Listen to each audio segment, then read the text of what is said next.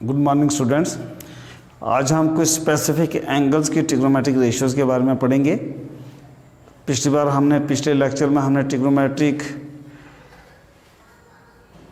की इंट्रोडक्शन के बारे में पढ़ा था। आज हम स्पेसिफिक एंगल्स जैसे 0 डिग्री, 30 डिग्री, 45, 60 एंड 90 डिग्री, इनकी ट्रिग्नोमेट्रिक रेशियोज़ हम कैसे निकालते हैं वो हम पढ़ेंगे। तो सबसे पहले हम स्टार्ट करेंगे with 45 degree, trigonometric ratios of 45 degree. तो उसके लिए हम क्या करेंगे, let us take a triangle A B C. एक ए बी सी हम ट्रायंगल लेते हैं ऐसे, ये 90 डिग्री का एंगल है, ये एंगल 45 डिग्री का है।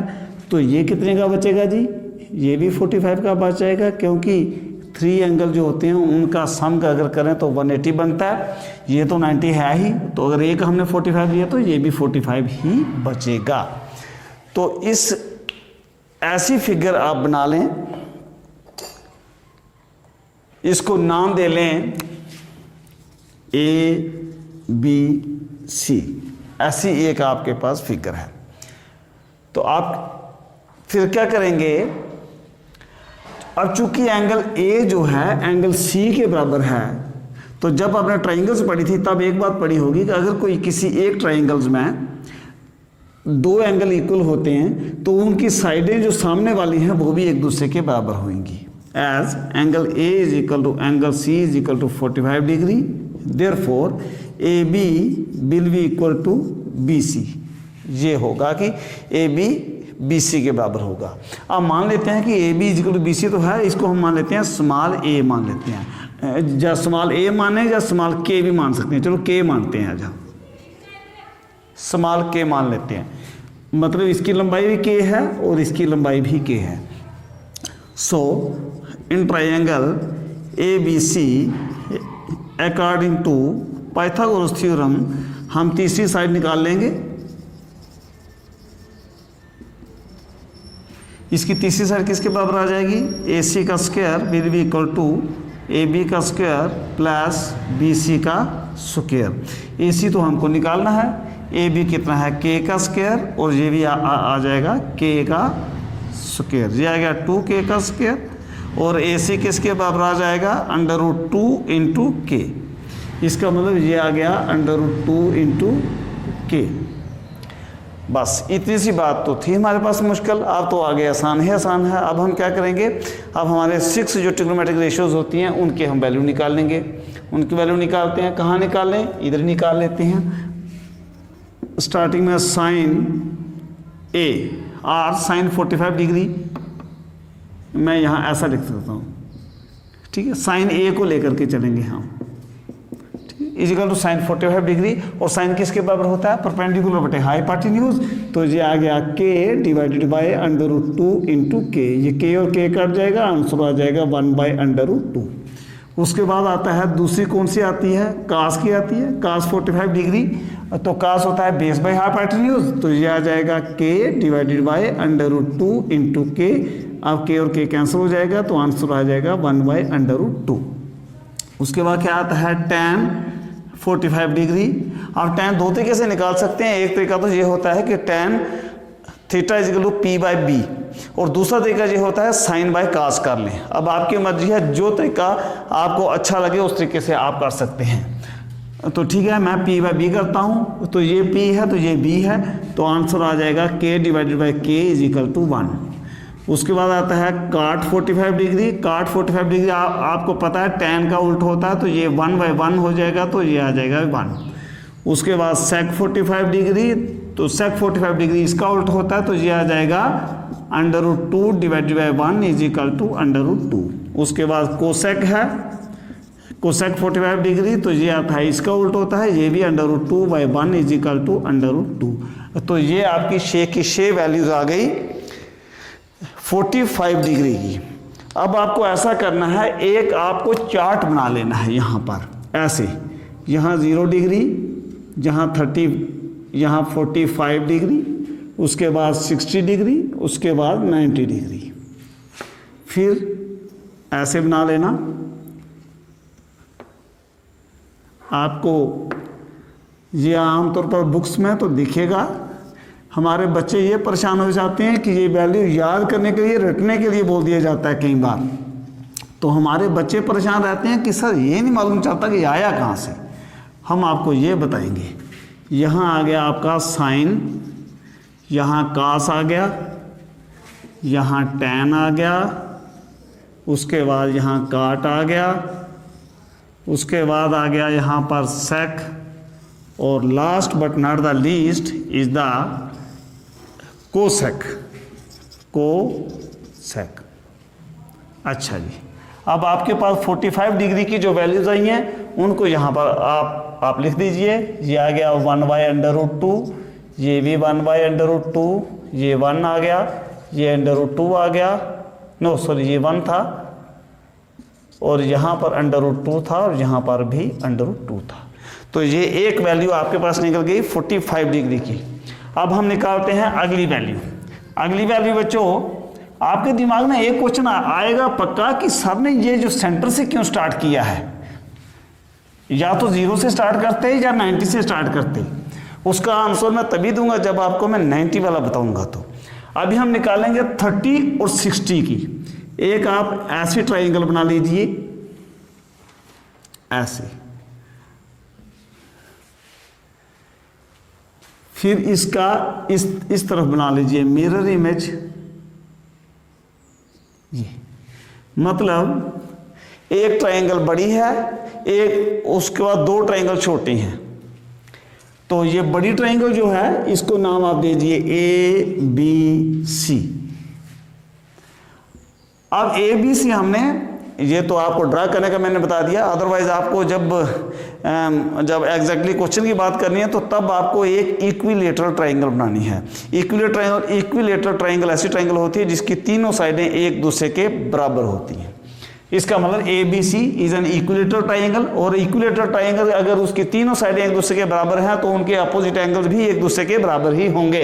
इट मीन्स ये एंगल आपका 60 डिग्री, ये एंगल भी 60 डिग्री, और ये पूरा एंगल जो है तो ये भी आपका 60 डिग्री होगा।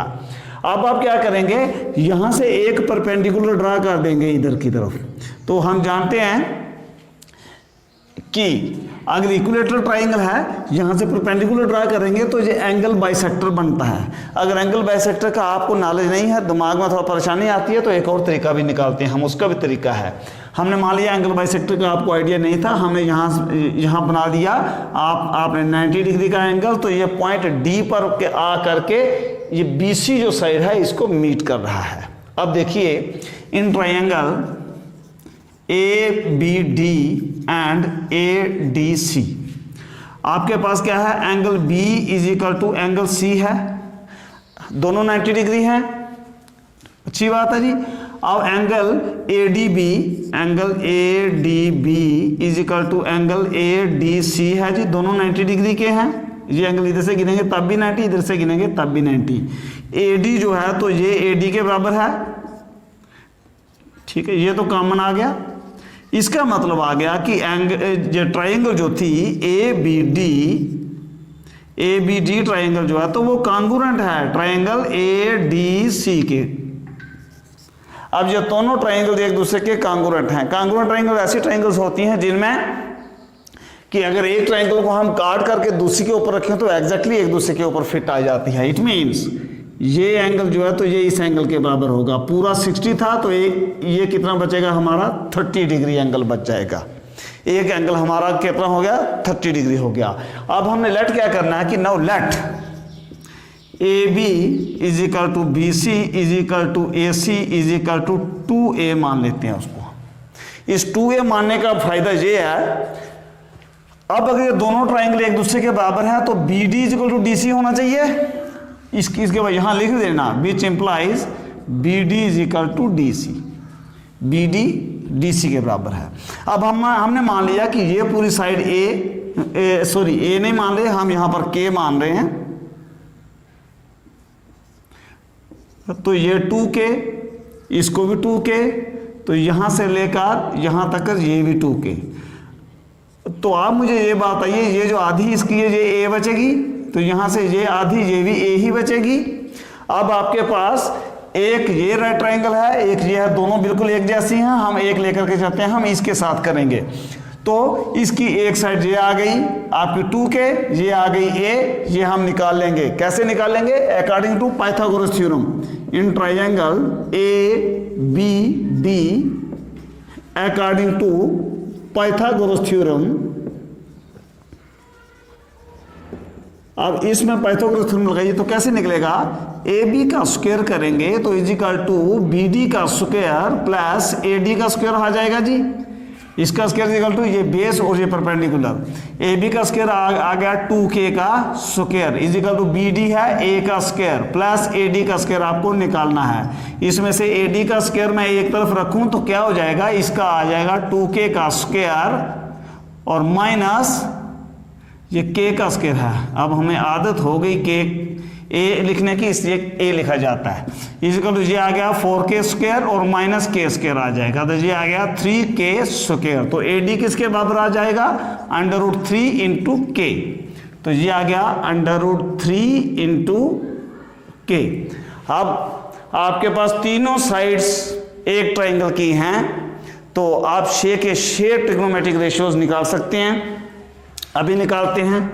अब आप निकालते हैं पहले साइन, पहले 60 निकालें। चलो 60 निकाल लेते हैं, 60 आसान है यहाँ से देखने में। इजिकल टू, अब साइन 60 क्या? परपेंडिकुलर बटे hypotenuse √3k divided by 2k। अब k और k कैंसिल हो जाएगा तो जवाब आ गया √3/2। उसके बाद cos 60 डिग्री क्या होता है? बेस बाय, अब बेस, सॉरी यहाँ पर k लिखना है, एक्चुअली मुझे आदत है a लिखने की, इसलिए a लिखा जाता है बार बार। तो ये हमारा k था, तो ये आ गया आपके पास k डिवाइडेड बाय 2k। अब k और k कैंसिल हो गया, आंसर आ गया 1/2। उसके बाद tan क्या होता है? इन दोनों का जो हम डिवाइड कर लेंगे, जहाँ हम p/b भी लिख सकते हैं, p/b ये आ गया √3k डिवाइडेड बाय k। तो ये k और k काट जाएगा तो आंसर आ गया √3। उसके बाद काट 60 डिग्री किसके बराबर हो जाएगा जी? काट इसका ही उल्टा होता है, तो ये आ जाएगा 1/√3। उसके बाद सेक 60 डिग्री किसके बराबर होता है? इसका उल्टा आएगा कास का, तो ये आ जाएगा 2। And what is cosec 60 degree? ये आ जाएगा कोसेक साइन का उल्ट इसका, तो ये आ जाएगा 2/√3। शे की शे वैल्यू आपके पास आई हैं, इनको आप यहां पर लिख लीजिए। इसमें 60 डिग्री वाले कॉलम में ये आ गया √3/2, ये दूसरा आ गया 1/2, ये √3 आ गया, ये 1/√3 आ जाएगा, ये 2 आ जाएगा, ये 2/√3 आ जाएगा। ये आपकी शे की शे वैल्यूज आ गई। आपकी 2 वैल्यू निकल गई हैं। अब तीसरी वैल्यू की बात करते हैं हम 30 डिग्री की। आपसे हमने बात की थी कि जिस एंगल को हम लेते हैं, अगर आपको यहीं से देख करके पता चल जाए तो अच्छी बात है, अदरवाइज इसको 90 डिग्री टिल्ट कर लेना। मैं इसको 90 डिग्री टिल्ट कर देता हूं आपके लिए, ये ऐसे करके जी बिल्कुल छोटी सारी बनाता हूं यहां पर, ये लीजिए, ठीक है। ये आपका 30 डिग्री है, इसको ऐसे टिल्ट किया तो ये A है, ये D है और ये B है, ऐसी ही बनती है, ये 90 डिग्री है। तो ये वाली लेंथ थी आपकी √3 इंटू k, ये थी k और ये थी 2k। अब आपको तीन आपके पास साइड्स हैं। अब आपको जो शे की शे ट्रिग्नोमेट्रिक रेशियोज निकालनी है। साइन 30 डिग्री किसके बराबर आ जाएगा? परपेंडिकुलर बाय हाइपोटेन्यूज, ये परपेंडिकुलर है इसके सामने, तो ये आ गया k डिवाइडेड बाय 2k। तो k और k कैंसिल हो जाएगा, तो आंसर आ जाएगा 1/2। उसके बाद cos 30 degree is equal to base by hypotenuse √3k divided by 2k। k और k कैंसिल हो जाएगा, आंसर आ जाएगा √3/2। उसके बाद tan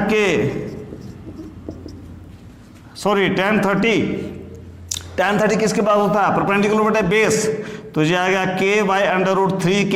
ये k और k कैंसिल हो गया तो 1/√3 आ गया। उसके बाद cot 30 क्या होता है? tan का उल्ट होता है, जो ये √3 हो जाएगा। उसके बाद sec 30 किसके बराबर हो जाएगा जी? sec 30 इसका उल्ट होना है cos का, तो ये आ जाएगा 2/√3। उसके बाद cosec 30 किसके बराबर हो जाएगा जी? ये sin का उल्ट होना, तो ये आ जाएगा 2। ये आपकी शे की शे वैल्यू निकल गई किसकी? 30 डिग्री की। 30 डिग्री की यहां लिख दीजिए, ये 1/2 था, ये √3/2 आया, ये आया 1/√3 आया, ये √3 आ जाएगा, ये 2/√3 आ जाएगा और ये 2 आ जाएगा। तो ये आपकी वैल्यूज निकल गई किसकी, जो 45 और 30 और 60। अब हम बात करते हैं किसकी, अब हमारे पास रह गया 0 और 90 डिग्री।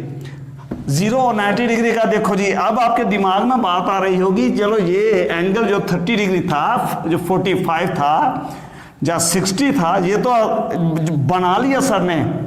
अब देखेंगे 90 डिग्री और 0 डिग्री का एंगल कैसे बनता है। तो सपोज एक ट्रायंगल ये थी,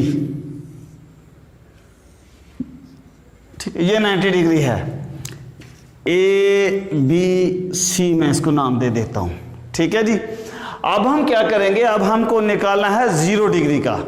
तो 0 डिग्री का एंगल इसका निकालना है हमने, ये sine A equal to 0 degree होना चाहिए। अब 0 डिग्री का हम निकालने के लिए क्या करेंगे, हम क्या करेंगे, इस लाइन को, ये हाइपोटेन्यूज जो है, इसको धीरे धीरे हम जो नीचे की तरफ टिल्ट करता जाएंगे। मतलब कहने का कि ये एंगल जो है तो इसको हम कम करते चलेंगे। अभी ये एंगल होगा, सपोज कर लो ये जो 60 हो सकता है, फिर हम इसको थोड़ा और कम करेंगे, फिर हम थोड़ा इसको और कम करेंगे, फिर थोड़ा और कम करेंगे, तो ये एंगल तो कम होता जाएगा और ये AC की लेंथ जो है तो ये कम होती जाएगी, धीरे धीरे कम होती जाएगी। तो जस्ट सपोज, तो जब ऐसे आएगा तो ये एंगल बिल्कुल कम होना है, और ये जब इसी के ऊपर आ गया, इसी के ऊपर, मतलब AC जो है वो AB के बराबर हो गया इसी के ऊपर, तो ये इन दोनों के बीच का एंगल 0 हो गया। अब इन दोनों के बीच का एंगल 0 हो गया तो हमारा काम बन गया, क्योंकि हमको ट्रिग्नोमेट्रिक रेशियो जो होती हैं वो 0 की निकालनी है। लेकिन हमारे पास एक चीज जो मजेदार आपको याद रखनी है, वो ये याद रखनी है कि AC इजिकल टू AB हो गया है, और ये BC किसके बराबर होगा, ये आपके लिए परेशानी की बात है, ये कहां गया। तो माय डियर स्टूडेंट्स, आप देख रहे हैं कि जब ये एंगल कम होता है तो BC की लेंथ कम होती जा रही है। पहले यहां से यहां तक थी, तो फिर यहां से यहां तक आ गई, फिर यहां से यहां, फिर यहां से यहां, फिर से यहां, फिर इधर, और धीरे धीरे करते करते जब BC यहां पर ही जब पहुंची तो BC इजिकल टू 0 हो गई, ऐसे 0 हो गई, क्योंकि ये लेंथ तो बची ही नहीं। तो अब आपके पास क्या आ गया कि AC जो है तो वो AB के बराबर आ गया, और BC किसके बराबर हो गया, हमारा 0 के बराबर। तो AC जो AB के बराबर है, इसको हम संभाल के मान लेते हैं, क्योंकि जैसे हम हर जगह मानते हैं। तो अब आपके पास ये कंडीशन बन गई। अब आपके पास एक जो ऐसी ट्रायंगल जिसकी आपको तीनों साइडें चाहिए थी, आपको तीनों साइडें मिल गई, AC की मिल गई, AB की मिल गई और BC की भी मिल गई। तो अब एंगल निकालने में क्या दिक्कत है, अभी निकालते हैं जी हम। अब देखो साइन 0 डिग्री इजिकल टू, यहां मैं लिख देता हूं sine A equal to sine 0, और साइन 0 किसके बराबर होता है, परपेंडिकुलर बटे हाइपोटेन्यूज। इसका परपेंडिकुलर तो BC है, तो ये आ जाएगा BC divided by AC equal to BC कितना है यहां पर 0, और AC कितना है आपका K है। अब 0 divided by anything equal to 0, एक बात निकल गई। अब निकालते हैं cos A equal to cos 0 लिखता हूं मैं सीधा, और कास किसके बराबर होता है, बेस बाय हाइपोटेन्यूज। तो आपका बेस क्या है, AB है, ये आ गया AB, और divided by AC equal to AB और AC दोनों K के बराबर है, तो ये आ गया K डिवाइडेड बाय K, तो ये आ गया 1। उसके बाद tan निकालिए, tan 0 इजिकल टू, tan 0 होता है परपेंडिकुलर बटे बेस, तो परपेंडिकुलर आपका कितना है, ये था BC, और डिवाइड बाय बेस है AB इजिकल टू BC आपका 0 है, और AB आपका K है, तो 0 divided by K equal to 0। उसके बाद क्या आता है जी, काट 0 इजिकल टू इसका उल्ट होगा, तो ये आ जाएगा K divided by 0, and it is not defined, my dear student, because anything divided by 0 is not defined. We cannot define, we cannot calculate the value of anything which is represented by anything divided by 0. 0 बटे के नीचे नहीं होना चाहिए, हम उसकी जो value नहीं निकाल सकते हैं। उसके बाद sec 0 degree is equal to sec होता है कास का उल्ट, तो ये K बटा K हो जाएगा, जहां हम ऐसे लिख सकते हैं K बटा K, जहां AC बटे AB करके भी लिख सकते हैं, AC बटे AB इज इक्वल टू या K बटा K और इज इक्वल टू 1। उसके बाद cosec 0 degree is equal to, sine का उल्टा होता है, ये आ जाएगा k डिवाइडेड बाई 0। अब k डिवाइडेड बाई 0 इसको कभी भी भूल करके भी आप 0 नहीं लिखना, क्योंकि anything divided by 0 is not defined, इसलिए इसकी हम वैल्यू कभी भी नहीं निकाल पाएंगे। So my dear student, this was all about the 0 degree. अब 0 degree sine 0 is equal to 0, cos 0 is equal to 1 और tan 0 इज इक्वल टू 0। उसके बाद काट है नॉट डिफाइंड, उसके बाद sec 0 is equal to 1 and it is equal to also equal to not defined. तो ये आ गया माय डियर स्टूडेंट 0 डिग्री। अब हम 90 डिग्री की बात करते हैं। 90 डिग्री में भी ऐसे ही हम चलाएंगे, ऐसे ही हमारा क्वेश्चन होगा 90 डिग्री का वाला भी। तो आप क्या करेंगे 90 डिग्री के लिए भी आपने जैसे पहले एक आपने जो फिगर बनाई है ऐसे ही फिगर बना लीजिए, ए बी और सी, ऐसे फिगर बना लीजिए। आपने पहले कैसे किया था, यहाँ ए लिखा था, यहाँ बी लिखा था, यहाँ सी लिखा था, ये एंगल हमको निकालना है। तो 90 डिग्री करने के लिए हम क्या करेंगे, सी ए जो है इसको यहां से कम करना स्टार्ट कर देंगे, ये इधर लाएंगे। एक्चुअली मेरी लाइन सीधी नहीं लगती है, आप बिल्कुल सीधी लगाना ऐसे। अब देखिए जब सी ए पॉइंट हमने यहां से यहां ले आए तो ये एंगल बढ़ गया ना, ये एंगल जहां छोटा था यहां थोड़ा बढ़ गया, इसको और हमने पास लाया तो ये एंगल और बढ़ गया, इसको और हमने पास लाया, ये एंगल और बढ़ गया, इसको और हमने पास लाया यहाँ से ऐसे, तो ये एंगल और बढ़ गया।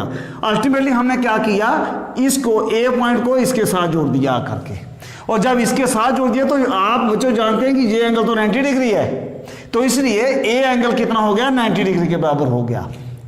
ये जब इधर पहुंचा तो यहाँ 90 डिग्री के बराबर होने से दो बातें हमारे पास हो गई। ये क्या हुई कि AC जो है वो BC के बराबर हो गया, AC जो है वो BC के बराबर होगा, जिसको हम K मान लेते हैं।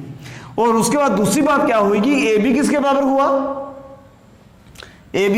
अब चूंकि ये जब इधर आया तो ये लेंथ कम हो गई, इधर आया तो और कम हो गई, इधर आया और कम हो गई, इधर आया और कम हो गई, तो जब इसी के पास जुड़ गया तो AB इज इक्वल टू 0 हो गया आपका। बस यही दो चीजें हैं जहां पर आपको भूलने की जो खतरा हो सकता है, यहां आप मत भूलना। अगर यहाँ आप नहीं भूलते हैं तो कोई भी दिक्कत आपको नहीं है। बस अब आपके पास ABC एक राइट एंगल ट्राइंगल है, आपके पास AC भी आ गया, BC भी आ गया, AB भी आ गया, तो फटाफट हम निकाल लेंगे साइन।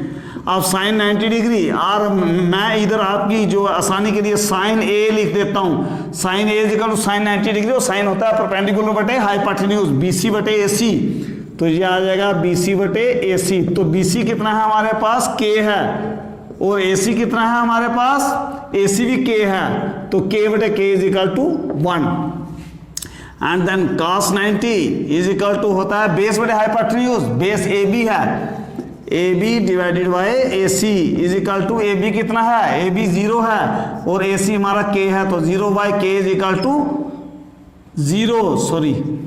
फिर उसके बाद tan 90 किसके बराबर होता है, P बाय B, तो आपका परपेंडिकुलर है यहाँ पर BC divided by base AB है, इज इक्वल टू BC, तो आपके पास K है और AB आपके पास 0 है। And anything divided by 0 it not defined, it can not be defined, तो यहाँ हम लिखेंगे नॉट डिफाइंड। फिर उसके बाद आ गया आपके पास काट 90 डिग्री, काट 90 डिग्री इसका उल्टा हो जाएगा, तो K डिवाइडेड बाय 0 था, तो ये आपका हो जाएगा 0 divided by K, and that is equal to 0, because anything divided by 0, anything divided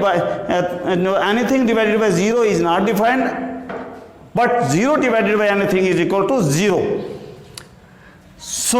उसके बाद sec 90 है, तो sec 90 किसके बराबर हो जाएगा, cos का उल्टा होना है, तो ये K बटा 0 हो जाएगा, तो it is also not defined, ये भी हम डिफाइन नहीं कर पाएंगे।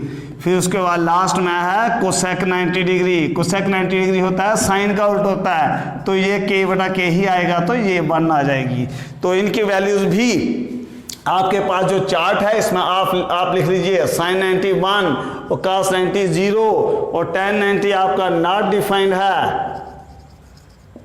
फिर उसके बाद आपका cot 90 इज इक्वल टू 0, और जो है फिर sec 90 also not defined, and the last but not the least cosec 90 is equal to 1।